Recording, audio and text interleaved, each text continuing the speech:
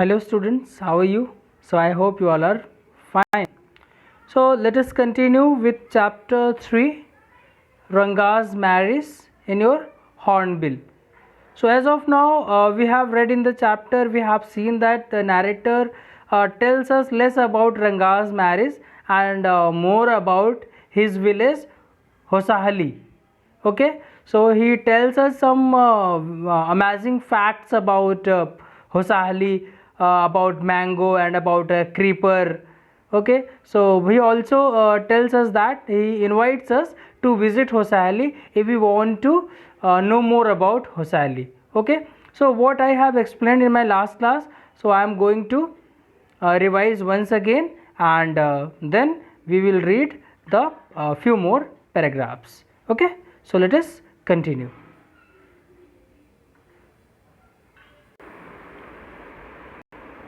So the story all begins with Ranga, the accountant's son, comes back to his village Hosahali after 6 months. He had gone to Bangalore to pursue his study, which to mention not many in the village get this opportunity. The whole village gets excited to see Ranga, and thus they gather around his home only to see how he would have changed.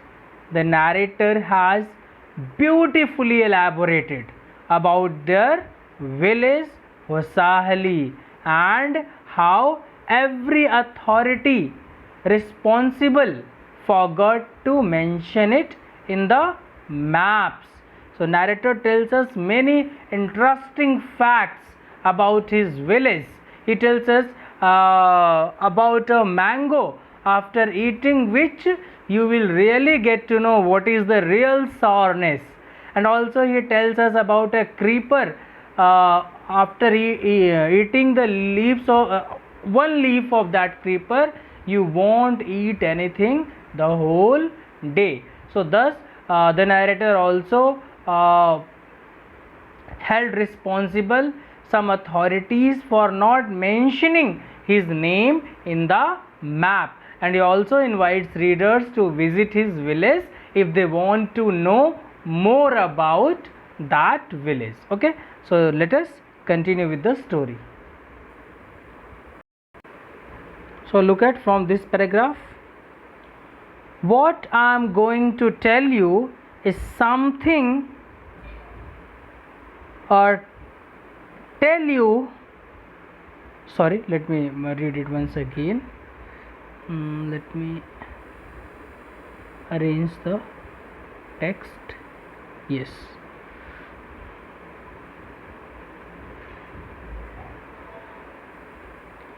What I am going to tell you is something that happened 10 years ago. We did not have many people who knew English. Then our village accountant was the first one who had enough courage to send his son to Bangalore to study. It is different now. There are many who know English. During the holidays, you come across them on every street talking in English. Those days, we did not speak in English, nor did we bring in English words while talking. In Kannada, what has happened is disgraceful. Believe me, the other day I was in Rama Rao's house when they bought a bundle of firewood. Rama Rao's son came out to pay for it. He asked the woman, "How much should I give you?" "4 pies," she said. The boy told her he did not have any change and asked her to come the next morning. The poor woman did not understand the English word change and went away muttering to herself, "I too did not know." Later, when I went to Ranga's house, and asked him. I understood what it meant. So thus the narrator tells us in this paragraph. So earlier those people, the people of the village, they did not know about a word in English. Okay. So the narrator then brings about a comparison as to how things were different 10 years ago, when not many people knew or spoke English. Neither did people send their children to big cities like Bangalore to study. Back then, only the village accountant had the courage to send his son to Bangalore. According to the author, those times were simpler. He justifies his claim by telling an incident when he was at Ram Rao's house and they had just bought a bundle of firewood from an old lady. Rama told her to come next morning as he did not have any change at the moment. The poor old lady did not know what change. She did not know what was the meaning of change.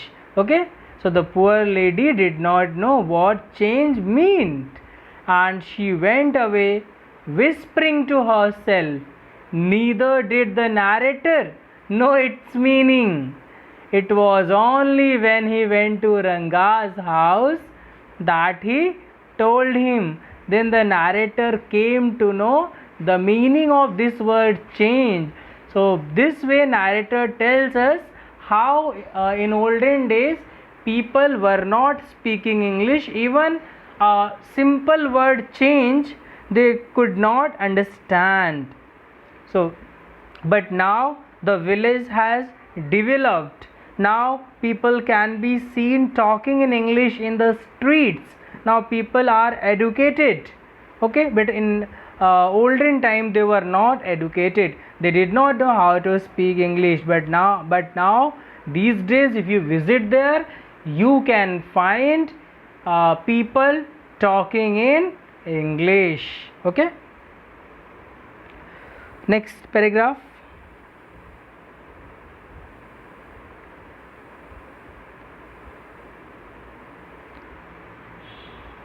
This priceless commodity, the English language, was not so widespread in our village a decade ago. So the narrator tells us that this priceless commodity means English.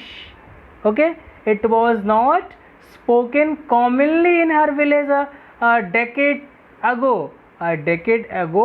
So this language was not so widespread, and people in narrator's village were not speaking in English. So that was why Ranga's homecoming was a great event. So that is why narrator tells us here, the author tells us, that is why, because Ranga went to Bangalore for further study and he had been there. So that is why people of the village wanted to see him. It was a great event for the villagers. The first time someone had come had been to Bangalore, had been to city for studying. Okay, so that is why. So the accountant's son has come. The boy who had gone to Bangalore for his studies is here. It seems, and come, Ranga is here. Let's go and have a look. So each and every people wanted to have a look to Ranga, because he was the first person who came from city after completing his study first time. So however, 10 years ago English was not commonly spoken in this village, and when the villagers came to know that Ranga the accountant's son was coming from Bangalore. Every got excited and rushed to his home to have a glance at him. Look at the next paragraph. Attracted by the crowd, I too went and stood in the courtyard and asked, "Why have all these people come? There's no performing monkey here." So narrator tells us here, attracted by the crowd, he said, I too, the narrator, also went to and stood in the courtyard and asked and wanted to know why all those people gathered there. It was not monkey who was performing there. It was not monkey's dance which was going there. Okay. Next paragraph. A boy, a fellow without any brains, said loud enough for everyone to hear, "What are you doing here then?" A youngster, immature and without any manners, thinking that all these things were now of the past, I kept quiet. So, a boy, a fellow without any brains. So, narrator calls him without any brains. He said, "What are you doing here then? If it is not monkey's dance, then what you are doing here?" You are saying that now peoples are gathered here. So what you are doing here? And he said it rudely. Okay, without any manners. So thinking that all these there were now of the past, I was quiet. So narrator thinking it was a past and considering him immature, he did not speak a word. Okay, so fascinated by all the crowd, the narrator too went there and asked people as to why they were gathered, because he could not see anything entertaining happening. They're like a monkey performing. A boy without brains shouted loud enough to everyone to hear, and in a rude way, the narrator called him immature. Okay, so now next paragraph.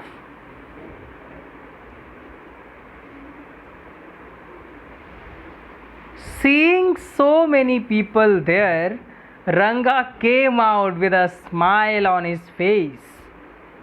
Had we all gone inside, the place would have turned into what people call the black hole of Calcutta. So seeing so many people there, Ranga came out with a smile on his face.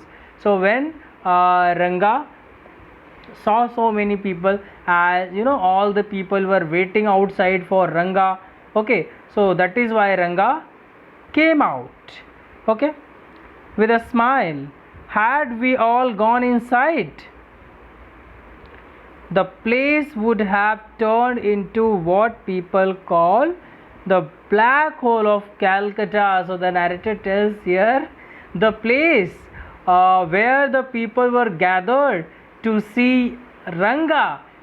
Okay, it was like this place would look like the black hole of Calcutta if they all went inside. If they went inside, so it will look, if they all go inside, then it will look like a black hole of Calcutta. Thank God it did not. But here the narrator thanks God because it did not happen. They did not go inside. Everyone was surprised to see that Ranga was the same as he had been 6 months ago. So everyone got surprised. Everyone was in surprise that Ranga did not change. So villagers were expecting that they are going to see new Ranga, because he had been to Bangalore first time. Okay, from their village, before Ranga, no one went to Bangalore for further study. So it was first time for the villagers. So that is why they were very much excited, and they were expecting that Ranga would change, but it didn't. Didn't happen. So everyone was surprised to see that Ranga was the same as he had been 6 months ago when he had first left our village. An old lady who was near him ran her hand over his chest, looked into his eyes, and said, "The Ginevra is still there. He hasn't lost his caste. She went away soon after that." Ranga laughed. So, from the crowd, a lady went to him. She put her hand on Ranga's chest and said, "The Ginevra is here. So he hasn't lost his caste." Okay, so after saying this, she left, and Ranga started laughing it. Ginevra means the sacred thread worn by Brahmins. It is called Janevu, okay, in our language. So all the people were waiting outside Ranga's house, because the place would look like the black hole of Calcutta if they all went inside. By saying this, the narrator means that there were no many people, that the house would have fallen short to accommodate them all. Thus Ranga came outside with a smile on his face. Everyone was so amazed to see that Ranga had not changed a bit after he left 6 months ago. An old lady went to the extent of running her hands through his chest to check for a sacred thread. However, she went away after confirming that he had not forgotten about his caste. Okay, so it's very funny story about Ranga's marriage. Now next paragraph.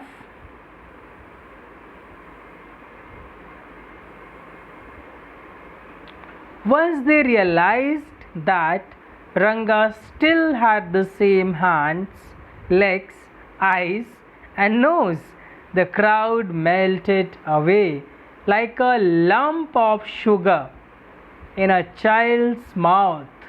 I continued to stand there after everyone had gone. I asked, "How you, Rangappa? Is everything well with you?" It was only then that Ranga noticed me. He came near me and did a namaskar respectfully, saying, "I'm all right with your blessings."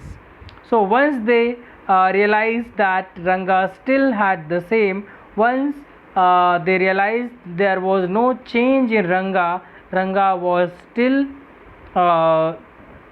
had the same hand, same legs, same eyes, same nose. So there were no changes in Ranga. So they went away. The crowd melted away means they went away. Like a lump of sugar in a child's mouth. So here narrator uses a very good phrase here.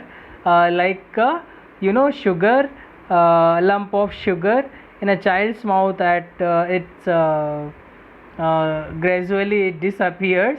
So it changes into liquid, dissolve in your mouth in the same way. So the crowd melted away, people went away from there. "How are you, Rangappa?"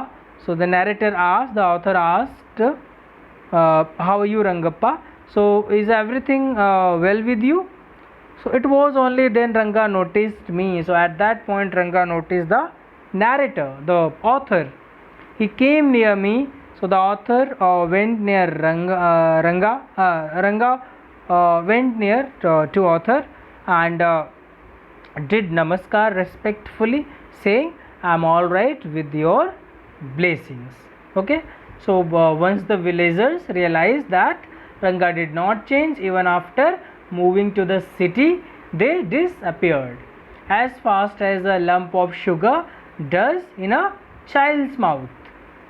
The narrator waited till the crowd cleared and asked him how his well-being. So Ranga noticed him and replied with full respect in a traditional way. Ranga had not noticed the narrator in the crowd before that moment. Next paragraph. I must draw your attention to this aspect of Ranga's character. He knew when it would be to advantage to talk to someone. I must draw your attention to this aspect of Ranga's character. So now narrator wanted to tell us about something about Ranga's character, which is important to know the readers. Okay. He knew when it would be to his advantage to talk to someone and rightly assessed people's worth. As for his namaskar to me, he did not do it like any present day boy with his head up towards the sun, standing stiff like a pole without joints, jerking his body as if it was either a wand or a walking stick. Nor did he merely fold his hands. He bent low to touch my feet. "May you get married soon," I said, blessing him. After exchanging a few pleasantries, I left. So Ranga tells us that, the way he showed his respect, the way Ranga showed his respect to the author, it was not like the boy who does today, the boys who does today. So it was full of respect. It was not like standing and just saying namaskar. It was not like this. So Ranga was very well behaved and well aware as to who could benefit him. So he was one of those who could analyze someone's worth rightfully. For how he greeted the narrator, he bent low and touched his feet, thereby seeking his blessings. It was not the present day namaskar where children would do it casually. It was a proper traditional one. So the narrator blessed him that he might get married soon, and then narrator left. So with these lines, narrator also makes a remark, makes a comment on today's culture and today's generation, the new generation. They are forgetting today's culture, they are forgetting their manners. So that is why making a comment, he said, Ranga did not showed his respect or did not did namaskar as today the present day boy with his head up toward the sun, standing stiff like a pole without joints.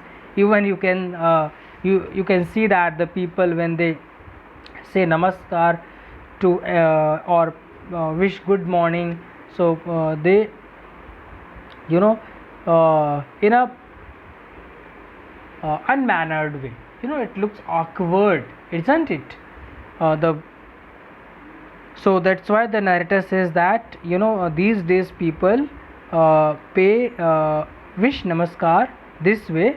So they their head up toward the sun, standing stiff like a pole without joints, jerking his body as if it was neither a wand or a either a wand or a walking stick. So people these days, they do namaskar, by standing this way. Either they are stick, they cannot bend, there is no joint. Okay, so nor did he merely fold his hands, but nor Ranga merely folded his hands. He bent low and touched the narrator's feet. So it shows a great respect. Okay, next one. That afternoon I was resting. Ranga came to my house with a couple of oranges in his hand. So that afternoon, so when the narrator was taking rest, so Ranga came to his house with a couple of oranges in his hand. He was having couple of oranges in his hand. A generous, considerate fellow. A generous, thoughtful. Considerate means thoughtful. Okay, or concerned. A generous, concerned, thoughtful fellow. It would be a fine thing to have him marry, settle down, be a service to society, I thought. So narrator thought that now Ranga had better to get married and settle down and be a service of the to the society. And narrator thought the Ranga should get married now. So for a while we talked about this and that. So for a while, so narrator talked about on different issues. Okay, then I came to the point. Rangappa, when do you plan to get married? Then he came to the point and asked Ranga when he was planning to get married. I am not going to get married now, he said. So Ranga said he was not going to get married. Why not? Further narrator asked why he did not want to get married. I need to find the right girl. So Ranga replied he needed the right girl. Okay, I know an officer who got married only 6 months ago.